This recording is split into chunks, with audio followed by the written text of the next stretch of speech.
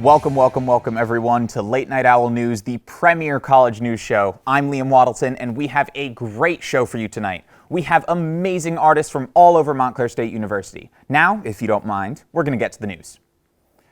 Last week was Easter, and it got me thinking.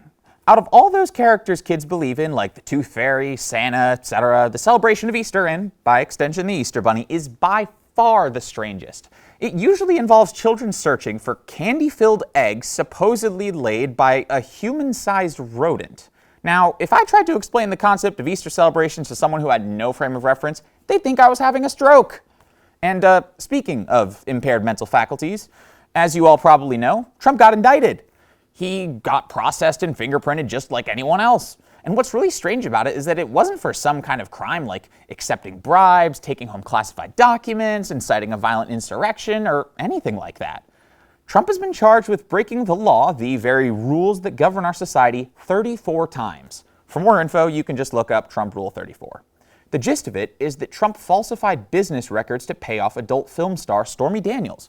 Now, Daniels, when she was asked, had comments about Trump that involved comparisons of Trump's man parts to a video game character, Toad from the Mario franchise. Toad, unfortunately, could not be reached for comment as he's busy with a press run for the new Mario movie. And speaking of Mario and video games, the Electronics Entertainment Expo, or E3 as it's called, was canceled this year.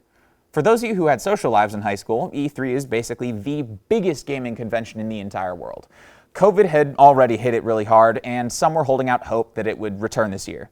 Not me, though. Quality has gone down significantly, and lots of game companies just do press releases online now throughout the year. In tech news, many of you have heard about ChatGPT, an AI chatbot created by OpenAI that folks are using to do anything from writing cover letters to school papers. What some of you may not know is that it took OpenAI just under 4 years to go from GPT-2 to GPT-3, what ChatGPT is currently powered by.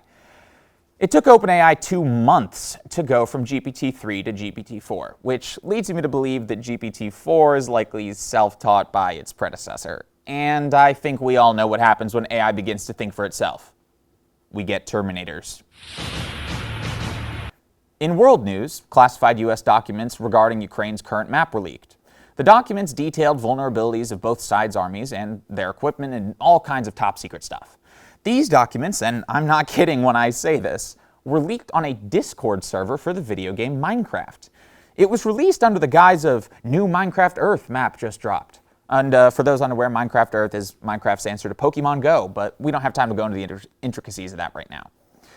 And that was a monologue, everybody. We have a great show for you tonight. Stick with us after the break and see some interviews with some of the most talented artists at Montclair State University. We will be right back.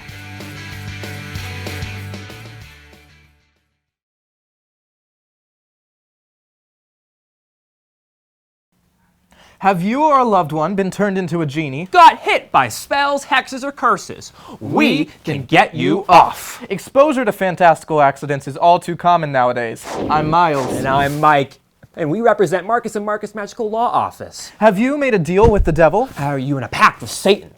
We can pull you out. Bewitched into an awful marriage with a succubus? We can get you divorced. Did you get turned into a frog by an angry wizard? Have your bones been turned to jelly?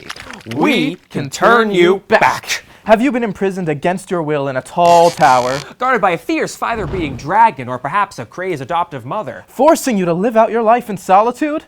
We can move you out. Has the grave of a loved one been raided by a necromancer? Or perhaps pillaged by a mad scientist? Trying to raise the dead?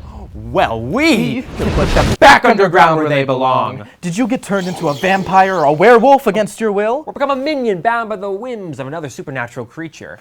We can turn you back. To contact us, all you have to do is arrange some salt into the shape of a hexagram and chant Marcus, Marcus 9 times. Marcus and Marcus, Magical Law Office. We can get you off.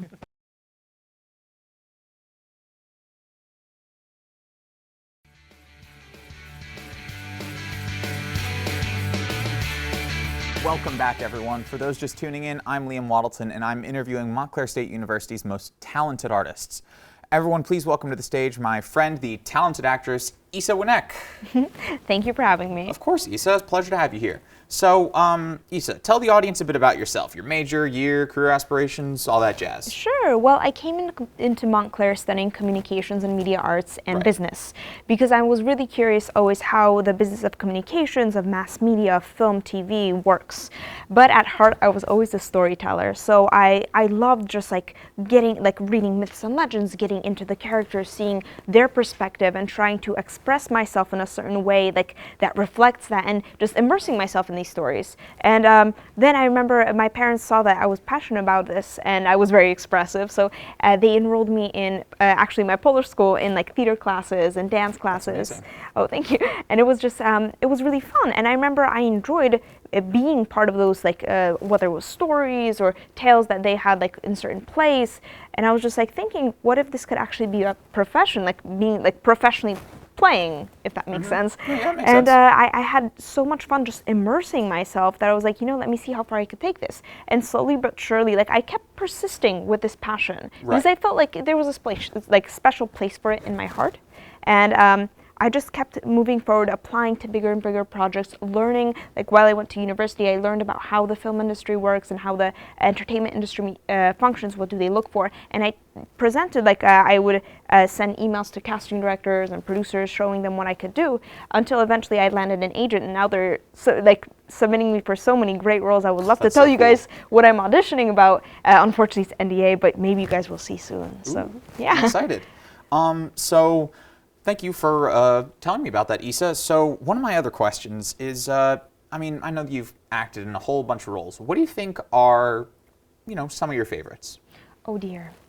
I feel I love being, well, I'm often told that I look very young for my age, so I love to play younger roles just because I could capitalize on the fact that I am older and I have a mature mind, but I could play younger. I could play evil and innocent at the same time. I can see that. I can see that. And I personally want to really get into roles that require a deeper thinking and psychology. I like psychological thrillers. I do like adventures and these action-packed films. That's why I also like to study stage combat because I want to get into that. But I feel there's many roles that I feel I could definitely explore just using my personality. Okay, yeah, that makes sense. You do have a very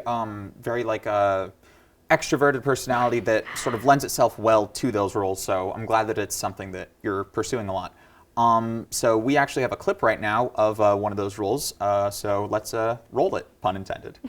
There's actually a reason why I'm this young, yet I'm part of your missions and your division. Because I can handle things like this. You know very well I can. I'm only going to tell you one more time. Give that back to me right now. No, because I'm coming with you. Give that back. Thanks for letting us show that off, Isa. So is there anything that you want the audience to know before we wrap this up?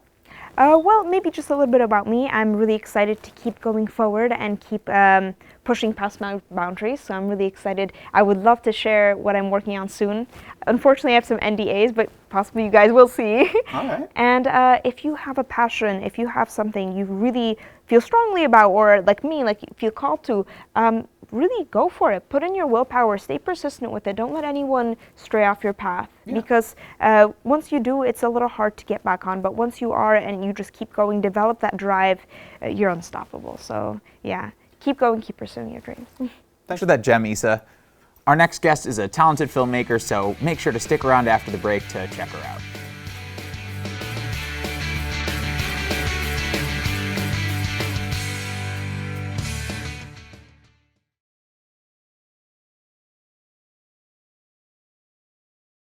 Have you been stuck in states of constant stress, confused and worried about your own life and the world around you?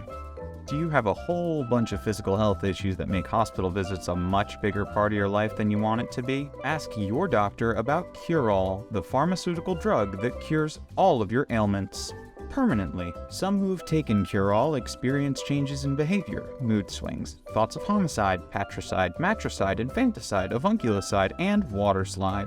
If you experience any of these thoughts, don't worry about it. You'll be fine. The thoughts will subside soon.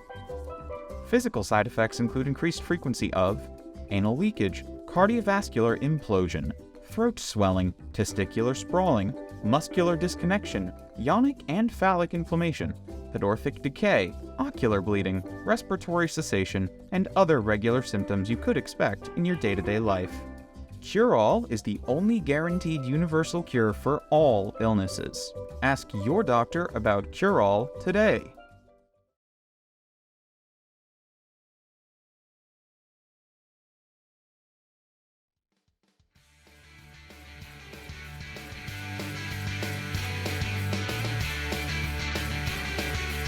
Tuning in, I'm Liam Waddleton, and I am interviewing Montclair State University's most talented artists. Everyone, please welcome my good friend, the talented filmmaker, Amanda Davidowski. Thank you for having me, Liam. Of course, thank you for coming. So, Amanda, tell the audience a bit about yourself, your major, your career aspirations, your year, that kind of thing.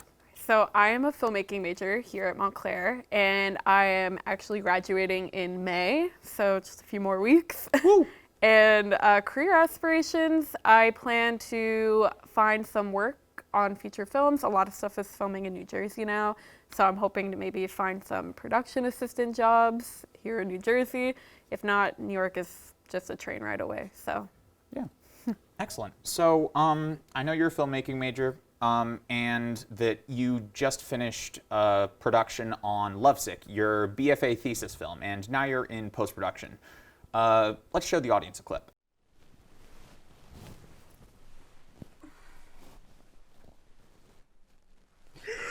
Don't panic.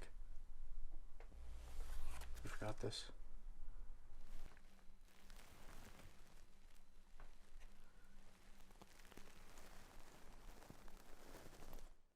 Thanks for letting me show that off, Amanda.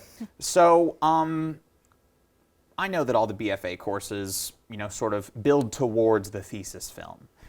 Could you walk the audience through how that works?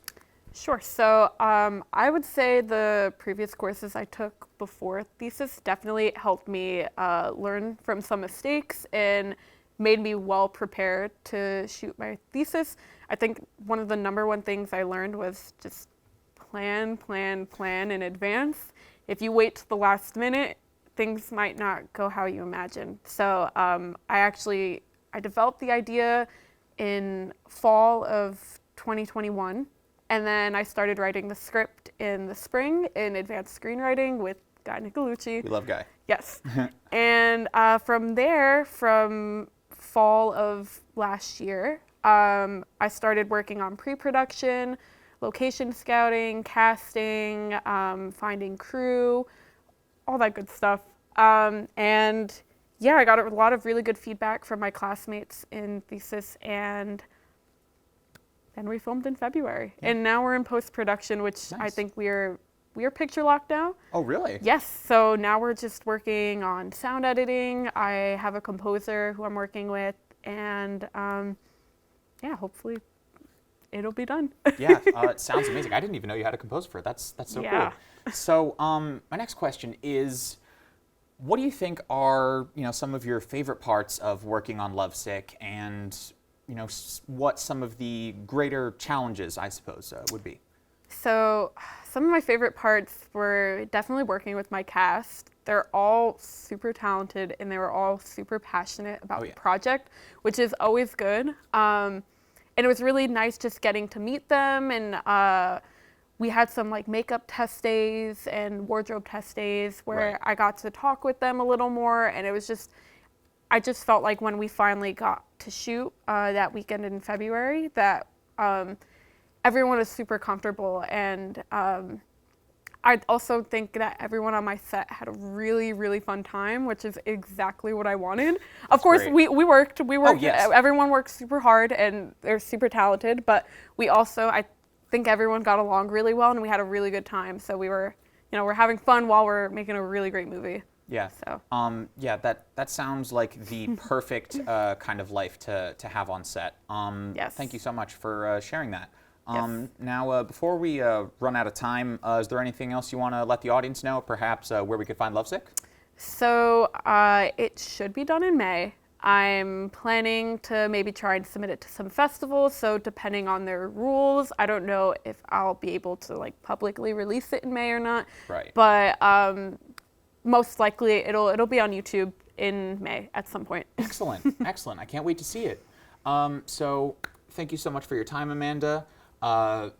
Our next guest is a talented TV producer, so make sure to stick around after the break to check them out.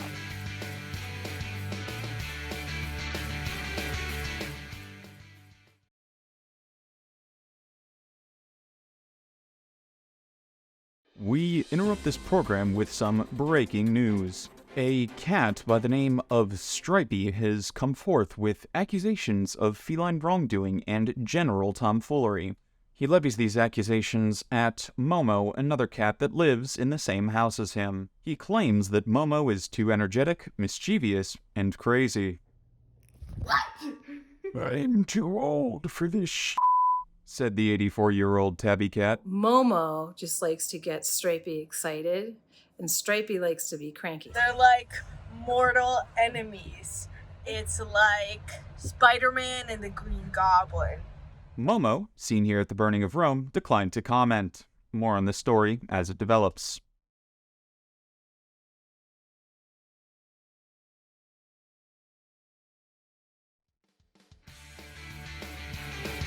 Welcome back, everyone. For those just tuning in, I'm Liam Waddleton, and I am interviewing Montclair State University's most talented artists.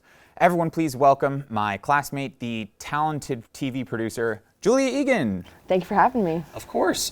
Thank you for being here. So, Julia, tell the audience a bit about yourself, your major, your career aspirations, that kind of thing. Yeah, so I'm a television and digital media major with a TV production concentration. I kind of took it on the news side. I was involved with Montclair News Lab. I senior produced the show for a semester, and then I senior produced 4 of the focus shows that come out of Montclair News Lab. Right. The focus productions are absolutely amazing and really fun to be a part of and to watch. Could you tell the audience a bit about that? Yeah, so with Focus, we take one topic that's important to the world right now or something that's being heavily talked about, and we kind of do a deep dive on it. So we did 2 of them were about COVID. We kind of did how the pandemic affected our lives and how we were moving forward. We did one on the midterm elections in the fall, and now we're doing fashion. It's amazing. Thank you. So what are some unique challenges you think you'd be facing this semester, and what things do you think are unique, especially about this specific Focus production? Yeah, so what's definitely unique is that we have 2 shows involved now. We have our news magazine show, and then we have the actual live fashion show that we're broadcasting live for the Department of Art and Design. Right. So we kind of gained a production. We have 2 that we're doing in the same time period. So we have to get a lot more people involved. So we have a lot more people involved, which is different, but it's fun because there's a lot more people to collaborate with. Oh yeah. Yeah. Oh yeah, it's fun stuff. I know that with the Focus production this year, there's also a few things regarding like locations and stuff. Mm-hmm. What makes this year different, and especially with the pre-production side of things? Yeah, so usually we shoot our throws and tags in the studio, but this semester we're going to actually shoot them out in the field. So we're going into the city, so we've been location scouting, and we're going to shoot them in different locations around the city that kind of match up to the packages and are relevant to what information is being talked about in the packages. Wow, that's really cool. Thank you for sharing that. Now, before we close out, are there any additional pieces of info you think the audience should know? Yeah, so the show will be on Hawk Plus on May 5th, and the live fashion show will be on May 5th following that Hawk Plus premiere. So that'll be live in the presentation hall, and we're going to have a red carpet, or there's going to be someone taking pictures. There's going to be a lot going on. It's going to be cool. I'm really excited to be a part of it and to see the final product. Yeah. Thank you so much for being here, Julia, and thank you for your time. Yeah. Our next guest is a talented fashion designer whose art is actually being shown off in the fashion show in the Focus production, so be sure to stick around after the break to check that out.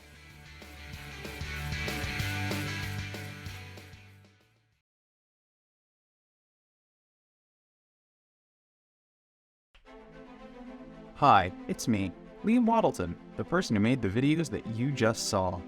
I'm looking for a job right now, so I can have a job just like these people I found pictures of online. I got my bachelor's in film and TV production at Montclair University in May 2023. I've had tons of experiences working on video productions in the field, in the studio, and in event spaces. I've been working in simulation TV studios since January 2022, and I've been working in field productions for student films since December of 2016. I've been working in Adobe Premiere since September 2018, Illustrator and Photoshop since around January 2015, and After Effects since January 2023. I've been screenwriting since December 2016, and I've got pretty good at it since then. except when I'm not, and the writer's block gets the best of me. I've written just about anything from a fully fleshed out sci-fi feature film to a short sketch in the style of a presidential ad that acts as a video resume of myself. That's what you're watching right now, actually. I also enjoy camera operation, particularly in a studio or event space. I'm not just limited to standard studio camera though. I also know how to use jib and PTZ cameras. Ask anyone who's ever taught me or worked with me and they'll tell you that I'm a kind, introspective person who's always open to learn and improving himself. Thanks for watching. Now, back to the video.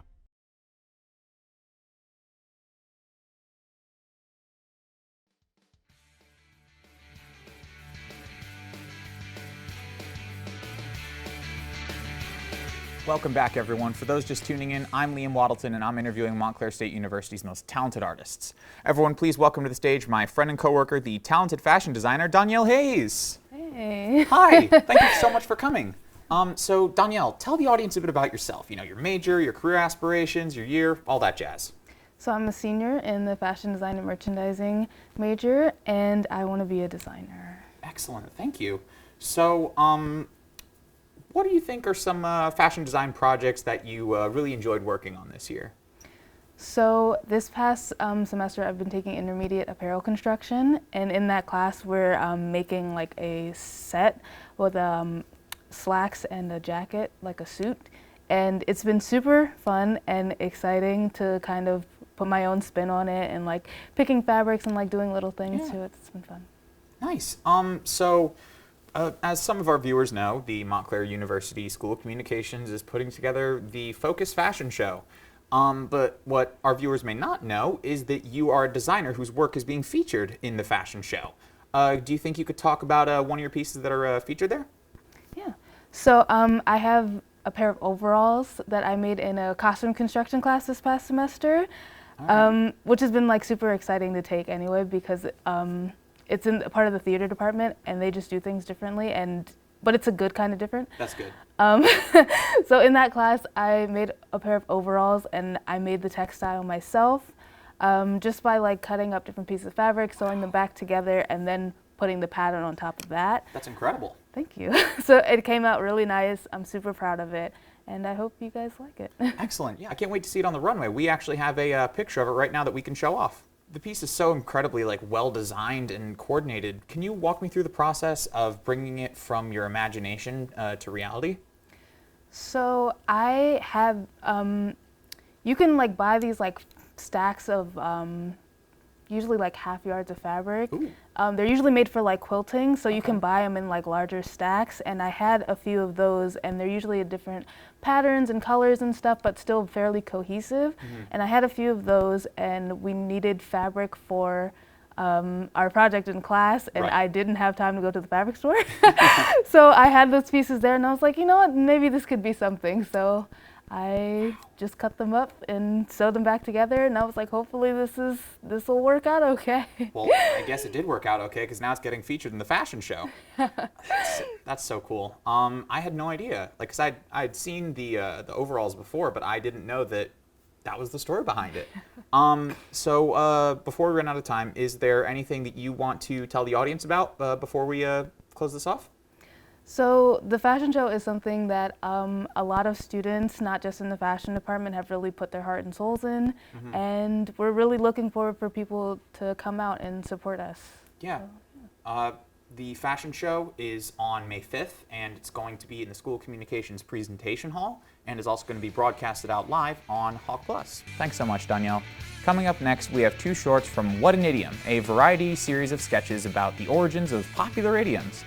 Stick around after the break and maybe you'll learn a thing or two.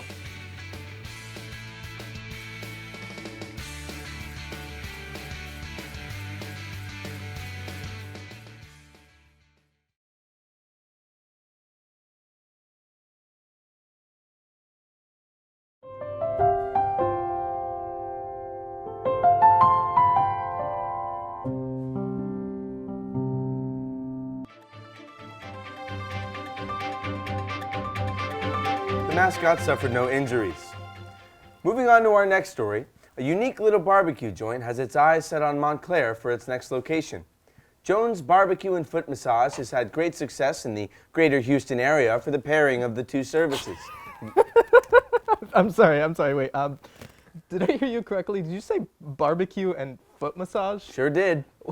Wait, so you can eat some ribs while getting a foot massage, or get a foot massage and then go get some ribs? It's the best of both worlds. What does that mean? Oh, well, it's a very popular saying. Guys, it's an idiom, an expression that means something totally different than its literal meaning. Who are you, and how did you get in here? These news anchors, always so dramatic. The expression, best of both worlds, first became popular at the end of the 1800s and may have been derived from Voltaire's work, Candide, which was published in 1759. In it, Voltaire uses the expression, best of all possible worlds. Oh, so it's like a win-win situation? Well, win-win situation first became popular in the 1960s, so best of both worlds predates it. Well, that's news to me. Hey, that's a good pun. What's that? Puns aren't my specialty. That's George. And that's today's episode of What an Idiom!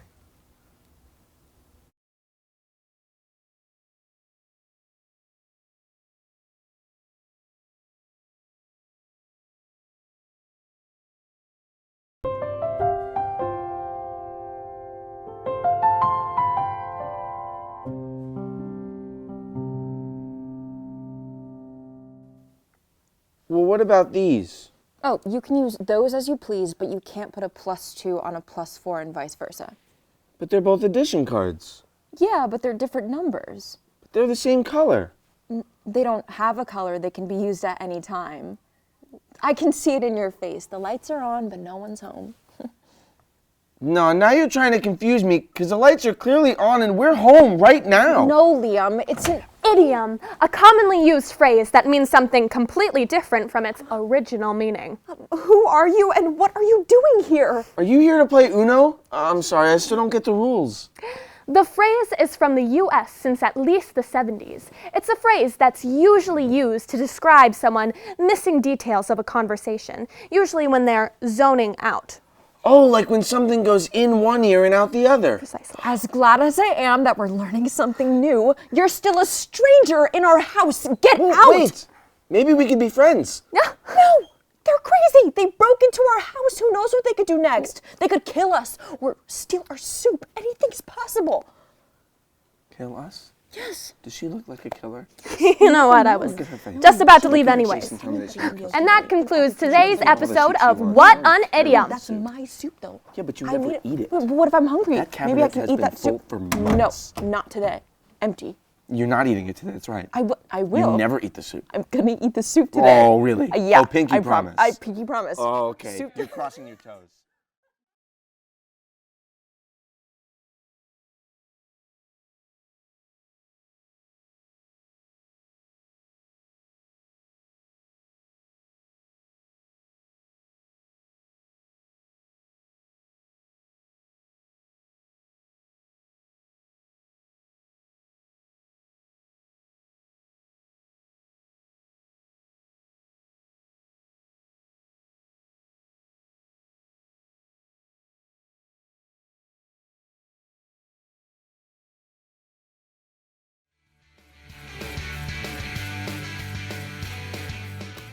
Welcome back, everyone.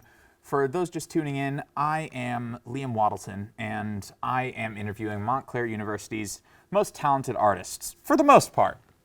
I decided to get my friend Richard here in to talk about his interests and what he's up to, just to get a little bit of a perspective, a baseline of the interesting characters that I find myself befriending. Richard, how's it going? It's going pretty good. How are you? It's good, man. It's good. Thank you. I am pretty talented. So what do you want to talk about today? I was wondering, what are some of your interests? Could you tell the audience about that? Oh, some of my interests. I actually like playing tag. You want to play? We could later. No, we could right now. All right, but like the lighting. No, it's fine. Let's play tag. All right. Ready? Tag. You're in. Ah! Stop it! I don't want to play! No more. No. You're it. Okay. All right. Anyway. So. I also like Recording stuff. Yeah, like what? I like recording dolphins. Okay. What kind of dolphin stuff? Like dolphin sounds? The dolphins that go like. Yeah, Like that type of dolphin? Yeah, it sounds really relaxing. Yeah, yeah. How'd you get into that? My mom's a dolphin. Oh, that's so cool. Yeah, she's pretty cool. Yeah, I take it that your dad was a person? No. Dolphin? No. It's a tough subject. Oh, okay. I won't press. I don't want to. Yeah. Okay. Yeah, So. yeah. How's it been like having a dolphin for a mom? Can we move on? Yeah. Of course, man. I don't want to press. Okay. So what do you want to talk about? Why? Let's see here. What do you think is your favorite color? My favorite color is. Yeah. It's red. Okay. Any particular reason? No. Oh wait, Montclair. Yeah. It used to be purple. Red Hawks. Uh-huh. It used to be purple. Oh, why?